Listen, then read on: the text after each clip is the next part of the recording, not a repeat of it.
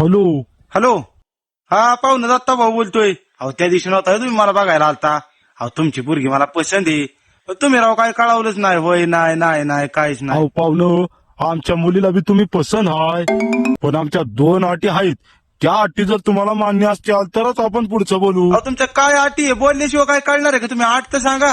पहिली अट अशी आहे पाहुणं की आमच्या मुलीला तुम्ही 20 तोळ सोनं घालायचं, आणि दुसरी अट अशी, आमची मुलगी अजिबात शेतात कामाला जाणार नाही. आईला ही पोरगी जर हातात नाही गेली ना तर आयुष्यभर मुंजाच राहील मी. बरं दिलं 20 तोळं सोनं दिलं घातलं. अहो तुम्हाला 101% खात्री येतो तुमची पोरगी शेतात जाणार नाही. नाही म्हणजे नाही. पण तुम्ही एवढ्या खात्रीने कसं काय सांगता की पोरीला शेतात लावणार नाही अहो, म्हणून एवढ्या कामाला? खात्रीने सांगतोय म्हणजे अहो तुमच्या पोरीला 20 तोळं सोनं घातलं. माझ्याकडे 1 गुंठा तरी जमीन शिल्लक राहणार आहे का? नाही नाही, आमच्या पोरीचं लग्नच नाही करायचं. आता ठेवा फोन. हॅलो. हॅलो. अहो बोला की. हॅलो. हॅलो.